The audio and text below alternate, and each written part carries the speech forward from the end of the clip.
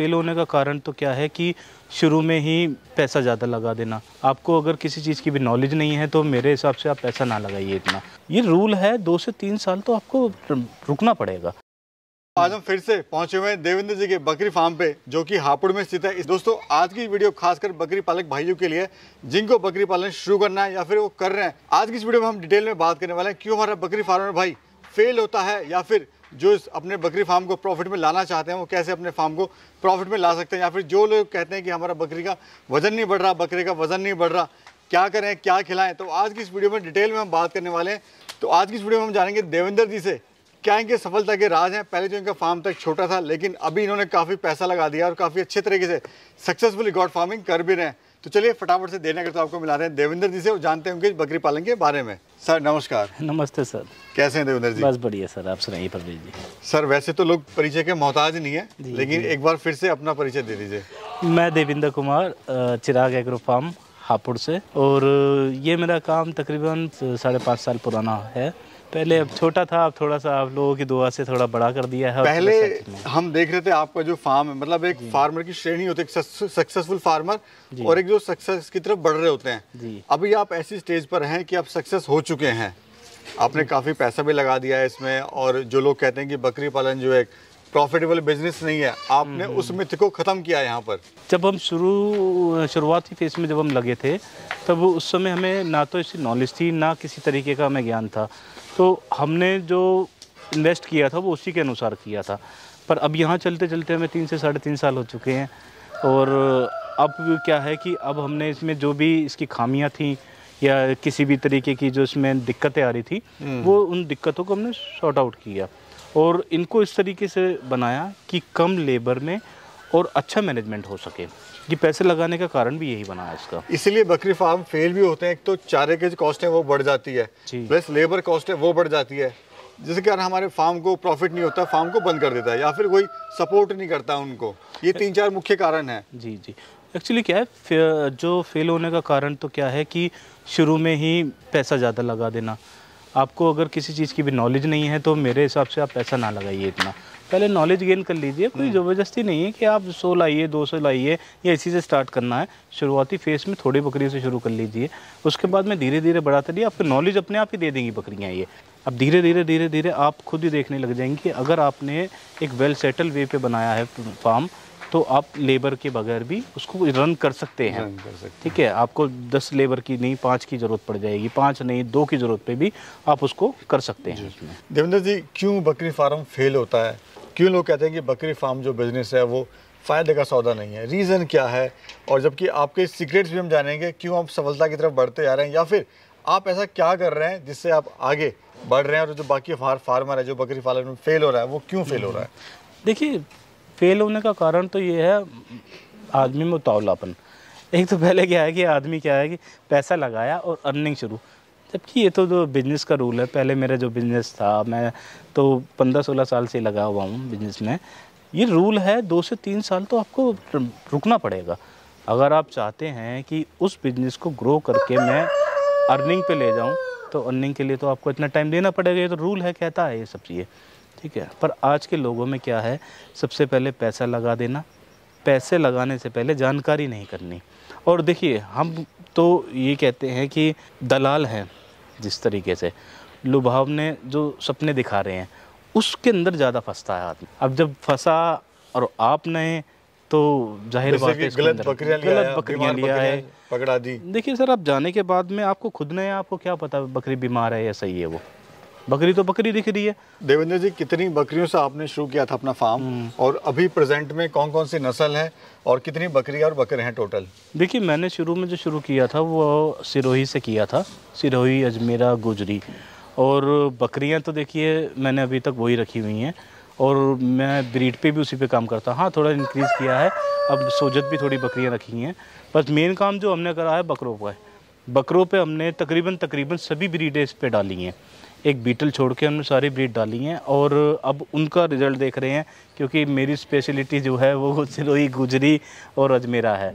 ठीक सर बकरियां तो लोग एक ही ब्रीड पालते हैं ज़्यादातर, क्योंकि उसी को संभालना बड़ा मुश्किल होता है। जी। आपने 3-3, 4-4 ब्रीड यहाँ पे रखी हैं, तो क्या आपको इससे बेनिफिट हो रहा है? क्या नयापन या कुछ एक्स्ट्रा आप इससे इनकम ले रहे हैं, या फिर कुछ एक्स्ट्रा आपको यहाँ पे मिल रहा है इतनी सारी ब्रीड रख के? नहीं, ये सब ब्रीड रखने का कारण जो है वो है मार्केट की डिमांड।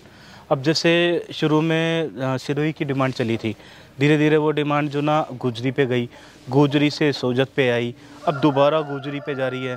तो ये सब डिमांड को रखते हुए बकरियां रखनी पड़ती हैं। और देखिए ये तो ट्रेंड है, मार्केट का ट्रेंड है, जिसके ऊपर जाएगा उसी पे आपको करना पड़ेगा, आप अपना नहीं चला सकते। अच्छा, हम अगर डिमांड की बात करें तो आपको इतना अच्छा खासा एक्सपीरियंस भी है, तो डिमांड अभी कौन सी ब्रीड की ज़्यादा है? देखिए डिमांड तो अभी गुजरी और सोजत दो ही ब्रीड हैं जिनकी डिमांड अच्छी खासी है। बट अगर पालन में देखा जाए तो सबसे जो मेरे अनुसार है वो सिरोही आती है। सिरोही जो ब्रीड है रफ एंड टफ ब्रीड है। दूसरा, बीमारियां कम हैं, वेट गेन, मैं 2 बच्चों को एक साथ खड़ा कर दूंगा सोजत के और सिरोही के, तो सिरोही वाले में ज़्यादा वेट आएगा। अच्छा सर, जैसे हम देख रहे हैं आपका फार्म पहले इतना बड़ा नहीं था जी, अभी इसमें कितना पैसा आपने लगा दिया, और आप देख रहे हैं आगे लगाते जा रहे हैं, बढ़ाते जा रहे हैं, तो पहले तो ये बताइए कितना पैसा आपने देखिए मैंने जो ना इसको पार्ट में डिवाइड किया। पहले पार्ट में जब करा था तो मैंने बाउंड्री करी थी। उस समय डाउट था कि शायद चले या ना चले, तो इस डाउट को ख़त्म करने के लिए सबसे पहले मैंने बाउंड्री कराई, क्योंकि मेरी बाउंड्री ये फॉरएवर है। जब तक भगवान ने साथ दिया तो अच्छी खासी चलेगी ये बाउंड्री। तो इसके अंदर मैं बकरी पालन ना करके कोई और भी काम कर सकता हूँ, कोई गोडाउन रख सकता हूँ या किसी का वेयर हाउस बना सकता हूँ।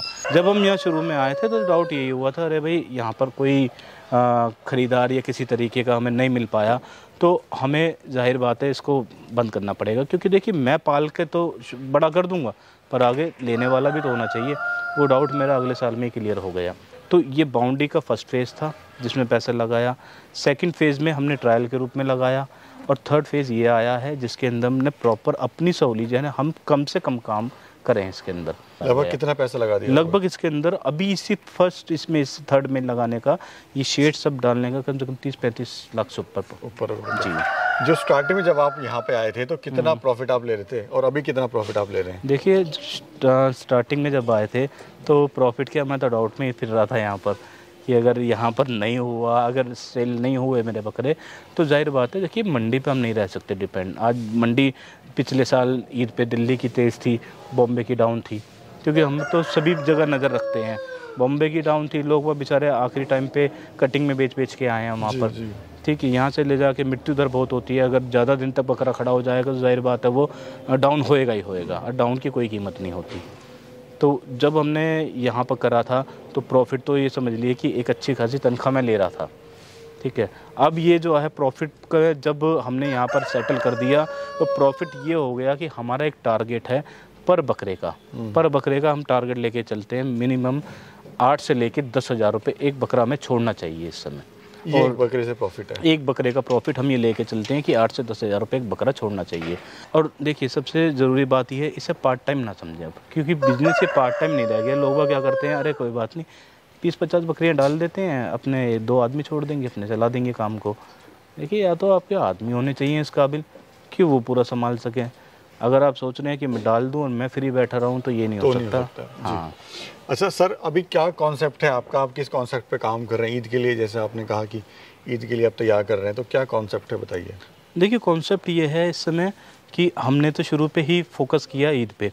अब क्या है कि हमने साथ में बकरियां भी बढ़ाई। बकरियां बढ़ाने के कारण अब हम अपने तैयार कर रहे हैं, प्लस में जो बच्चे हमारे ईद के लिए हम लाए हुए हैं उनको तैयार करना है। अब मेन फोकस हमारा ईद पर, और सभी फार्मर का ये रहता है कि ईद का फोकस रहता है।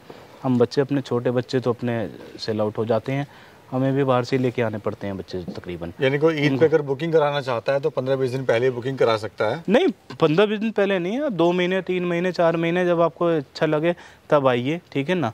और उसके बाद में अपना बकरा पसंद कर लीजिए। हम एवरेजन लगाते हैं महीने का 3 से 4 kg का, कि ये मिनिमम है, इतना बढ़ना चाहिए।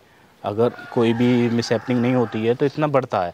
तो आज अपने 4 महीने पहले बुक कराते हैं तो 4 महीने का एवरेज ले लेते हैं कि आपका ये 25 किलो वज़न बढ़ेगा या 20 किलो वज़न बढ़ेगा, आप इतना वो कर सकते हैं। ठीक है, तो वो हमने कॉन्सेप्ट इसलिए शुरू कर रखा है। ये हमने जब से यहाँ पर आए थे तभी से शुरू किया था लोग वो पसंद कर जाते हैं, पसंद करके यहीं छोड़ जाते हैं क्योंकि उनके पास जगह नहीं है। अच्छा देवेंद्र जी, खाने में आप इनको क्या दे रहे हैं? हम देख रहे हैं कुछ स्पेशल आप डाइट दे रहे हैं, 3-4 तरह की दलिया वगैरह बना रहे हैं अलग अलग का, वो क्या डाइट दे रहे हैं आप? नहीं, एक्चुअली खाने में कोई ऐसा वो नहीं है, वो सेम ही चीज़ें हैं।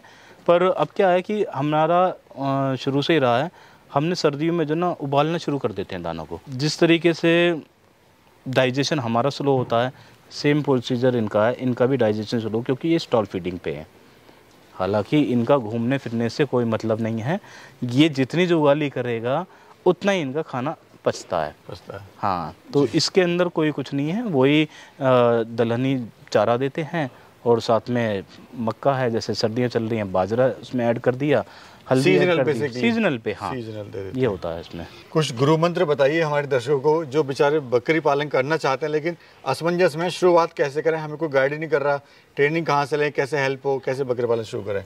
देखिए, ट्रेनिंग के लिए तो मैं कहता हूँ सबसे बेस्ट आप CIRG जाइए, ठीक है। कुछ टाइम बाद में हम शुरू करेंगे ट्रेनिंग, पर अभी कोई पक्का नहीं है क्योंकि हमें टाइम नहीं मिल पा रहा। देखिए, मेरे यहाँ पर मेरा कोई साइड बिजनेस नहीं है, ये मेरा फुल टाइम बिजनेस है और मैं इस फुल टाइम बिजनेस में पूरा बिजी रहता हूँ। सुबह से लेके शाम तक मेरा शेड्यूल है इनके बीच में रहना, और मैं अपनी तरफ से कोशिश करता हूँ कि कम से कम मेरे फार्म पे डॉक्टरों की विज़िट हो। हम ये मान लीजिए 80% हम खुद ही डॉक्टर हैं इनके मामलों में। तो जब आप खुद ही रहते हो तो 500 जानवरों को संभालना कोई आसान नहीं रहता। तो इस वजह से हम ज़्यादा से ज़्यादा अपना टाइम जो ना फार्म पे देते हैं। इस वजह से ही हम ट्रेनिंग नहीं शुरू कर पा रहे हैं। हमें टाइम मिलेगा हम ट्रेनिंग शुरू करेंगे, इसमें हम एक विचार है, प्लानिंग है आपका? हाँ, प्लानिंग है इसमें करने की, पर वो ये टाइम की थोड़ी शॉर्टेज आती है इसके अंदर। सर हम देख रहे हैं यहाँ पर आपने क्या लगा रखा है, रंग बिरंगे कट्टे आपने बना रखे हैं? ये रंग बिरंगे कट्टे नहीं सर, ये स्टॉक है, ये अपना हरी पत्ती का, ग्वार का, मूंगफली का, ये स्टॉक हमने लगा रखे हैं क्योंकि अब ये सीज़न होता है, इस समय ही मूंगफली आती हैं, इस समय ग्वार टूटता है और इस समय ही हरी पत्ती। फिलहाल तो भी हरी पत्ती का बहुत बुरा वो है, टाइम चल रहा है क्योंकि अभी नई पत्तियाँ आ नहीं रही है। जी। ये देखिए, ये हरी पत्ती है। ये कोई अगर लेना चाहता है आपसे तो ले सकता है? हाँ, बिल्कुल ले सकता है। इसमें ये हरी पत्ती है, ये ग्वार का चारा है ये,